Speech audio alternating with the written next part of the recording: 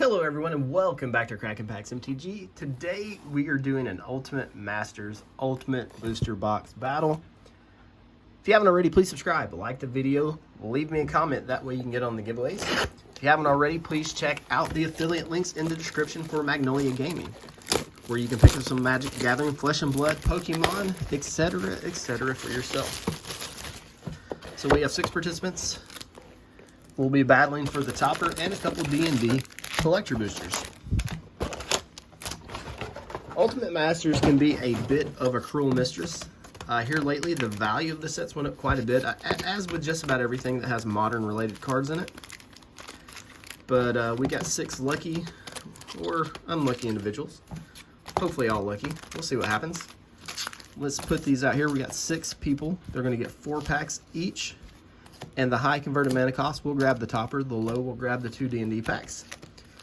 We got 2 Luscious Lilies side by side, surrounded by a couple of Vengevines. Some Big Daddy Karns going up now with a Luscious Lily and a Karn on the other end. So the way we're going to do this is we're going to randomize the spots. And we do that by rolling a dice. We got 4. Let me center these packs up ever so slightly. And I've got everybody's name into the randomizer. We have Paul, Justin, Atul, Marco, D-Wolf, and Alex. We're going to spin the blender 4 times and see the order, and that's what stacks it will get. So we have D-Wolf, Marco, Alex, Atul, Paul, and Justin. So let's get all these labeled. That way we know who is where. Justin in the caboose. Atul, number 4. Marco, aka the Hamburglar, in the 2nd spot. D-Wolf in the pole position, and last but not least, Alex, number 3. Let me get a score sheet ready, and then we will get to cracking, Captain. So I hope everybody has had a good weekend. It is currently Sunday evening. Been a little behind on getting videos uploaded. I know my last one I said I was going to try to upload a little more frequently, but you know, life happens. You get busy. So I would like to get at least 3 to 4 videos up a week going forward, just to keep a regular schedule. But let's get started. D-Wolf is up first. Here we go. Going to start off with a Spirit Token, a foil Last Gasp into. Oh no, D-Wolf. You got the Wildwood. Maybe at least the uncommons will be okay. There's a pretty solid uncommon slot in the set. Nothing crazy there. We'll flip through the rest of the cards, and we'll be done. Pack number 2. Maybe we can get that maybe we can get Liliana or maybe a Phyrexian Arena. That would be good. But you get Life from the Loom for your 2nd card. Not bad. Kind of a middling rare there. Ooh, Anger's went up quite a bit lately. So good uncommon hit. So if you guys have a lot of Angers stuffed in your bulk bins, make sure to dig those out. And then 3rd pack. We like to leave that last one for a little bit of suspense. We'll come back through and check that in a minute. Grave Scrabbler and a Gamble, the Red Tutor. Don't you always end up pitching the card you tutored for with that though? That's my experience anyways. I don't know if anybody else is as unlucky as I am. But D-Wolf's at 3, so he's currently shooting for that low spot, it looks like. Marco, the Hamburglar, is up next. We have no mythics so far. Typically, these Ultimate Masters boxes contain about 3.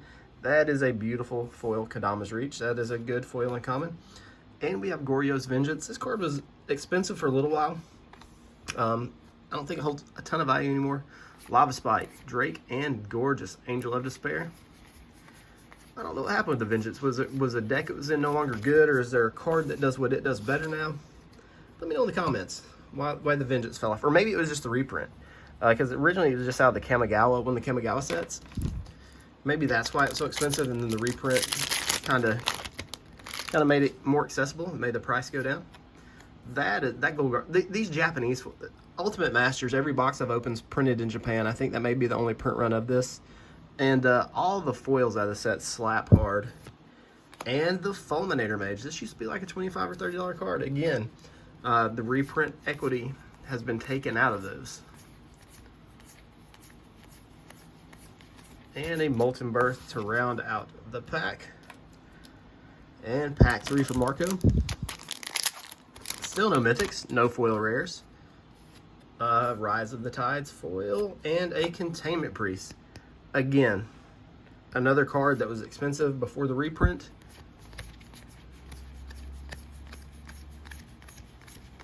Safe Hold Elite to finish up the pack. So that puts Marco at 7 total. Alex is up next. Good luck to you, Alex.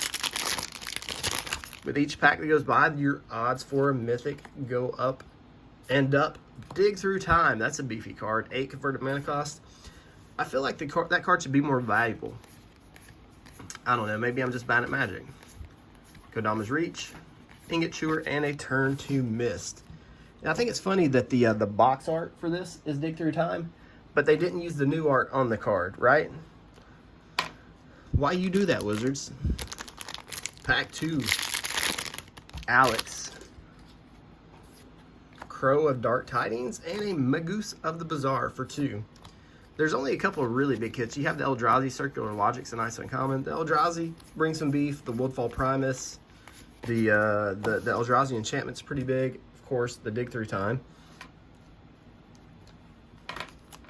The rest of these cards, you know, are pretty low in converted mana cost or mana value, whatever you guys call it these days. Soul's Fire and a Bridge from Below. Card's been banned a couple times, right? Always doing too many shenanigans. Ulamog's Crusher at the end of that pack. So that's going to put Alex at 13, currently in the lead.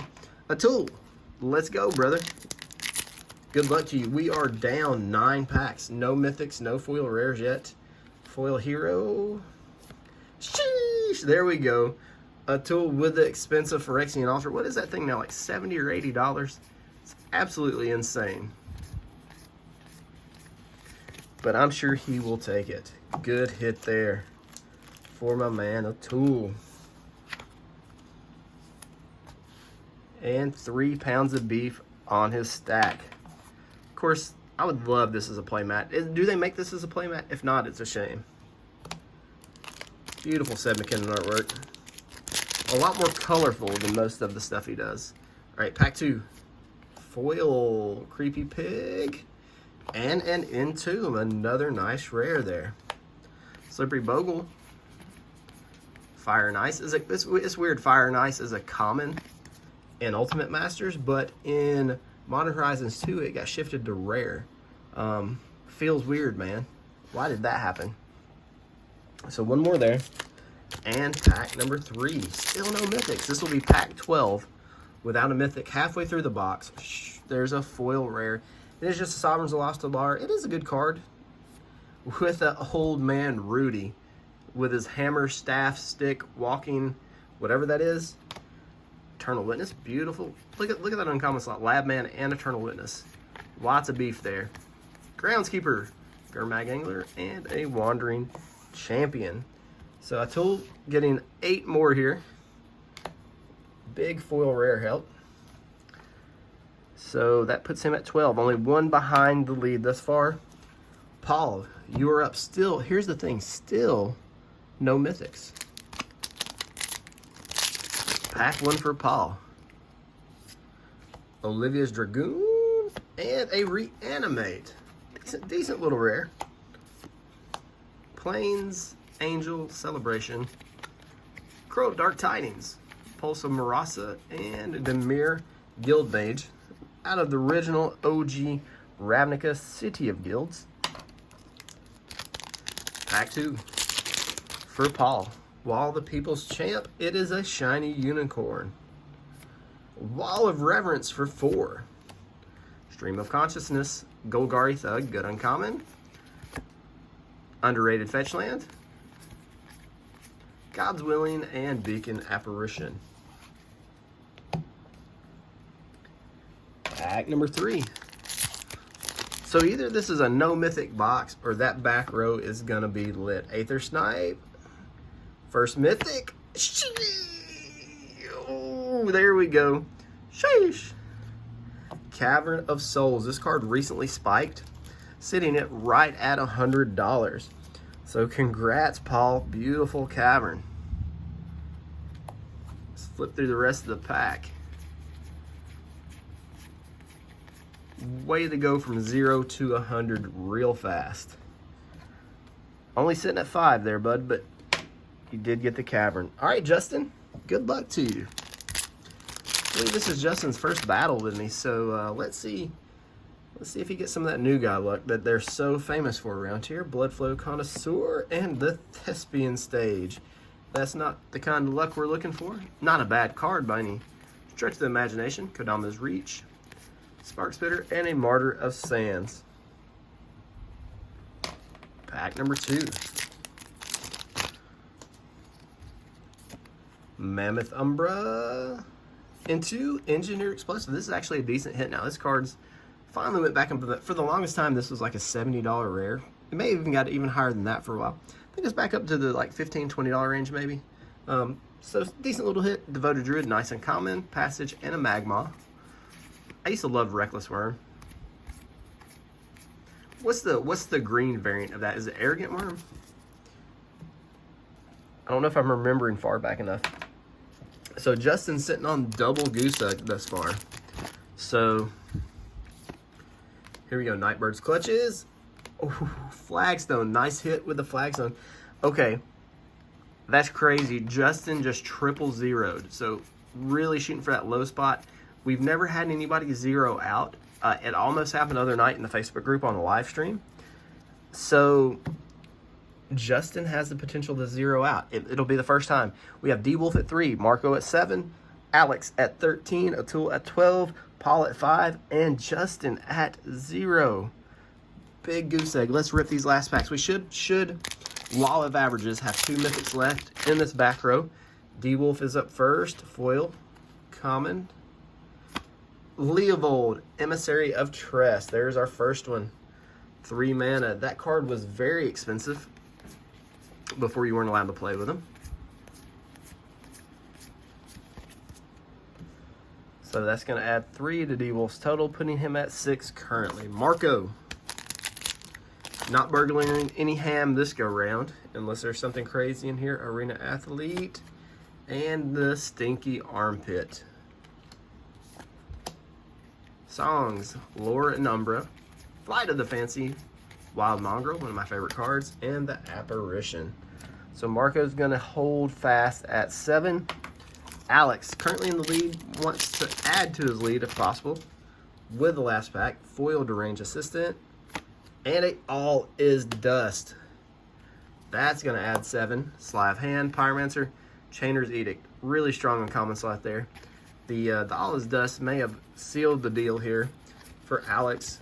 You know, as long as we don't see a Eldrazi, which we can't rule it out. Alex at 20. Atul. Right now, you're currently the only threat to Alex for the topper. Foil common, Skywing Aven. This card's originally out of Torment. I used to actually play this in a Dimir deck back then. It wasn't called Dimir, but for some reason I ran this card. Don't ask me why. Seize the Day for 4.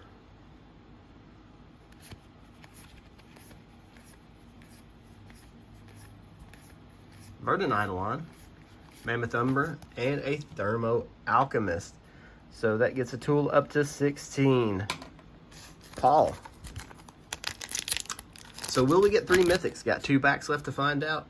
Paul gets the first. Ooh, he gets a foil bridge with it. Hold up. Look how good that foiling is on that card. The purples and the blacks. Like I said, these Japanese foils just look so good. It's a Ruined Halo. So a total of 5 there for Paul in his last pack. Desperate Ritual, Brawn. A decent long common slot. Groundskeeper, Spider Umbra, and Faithless Looting. So Paul's sitting on 10 now. And Justin, can you zero out here? All right, gonna start off with a foil common, Hyena Umbra. It has never happened before in the history of pack battles on this channel or in my Facebook group. We just had somebody zero out, make history, and it's his first battle. Holy smokes. Let me just double check all these are zeros. Look at that. 0, 0, 0, 0. Justin, congratulations and my condolences. I don't know. You do win the low slot, and I told people if we ever had anybody zero out, I would toss him a special prize. So let me think about that right quick. But our final totals, we have D Wolf at 6, Marco at 7, Alex at 20, winning the box topper, Atul at 16, Paul at 10, and Justin zeroed out. So he does get the 2. For this particular one, is 2 D&D collector boosters. So those are for Justin, and I'm gonna juice it up a little bit for him too. Let me think about it. What do I have here that? Anyways, let's open these D&D boosters for him. We'll circle back to that. We'll circle back to what we're gonna do for that. I may send him like a really cool playmat or something. I'm gonna start off with an adult gold dragon, a bag of tricks, Grazilax, Dungeon Descent module card, Temple of the Dragon Queen foil, sheesh, Ebon Death Dracolich, borderless extended extra art foil. Really cool looking card. So the bonus pack pays off a little bit. Pack number 2.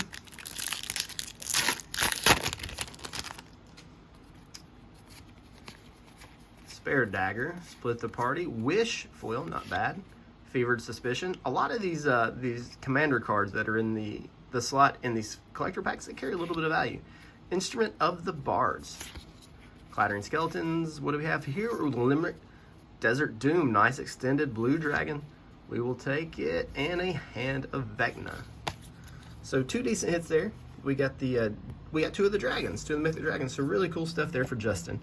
Now it's what we've all been waiting for. It's what Alex is waiting for. It's topper time. Now, let's open this thing and see if it's good, bad, or indifferent. I always like to peek. Oh, man. All right, on the count of 3. 1, 2, 3. We hit Leovold again. At one point in time, this card was over $300. Can you believe that? What one little banning will do to a card, it's still a gorgeous card. I wouldn't be upset about getting this. Beautiful card. So for Justin, what am I gonna do for Justin? I'll tell you what. Let me grab something from back here right quick. I'll be right back, guys.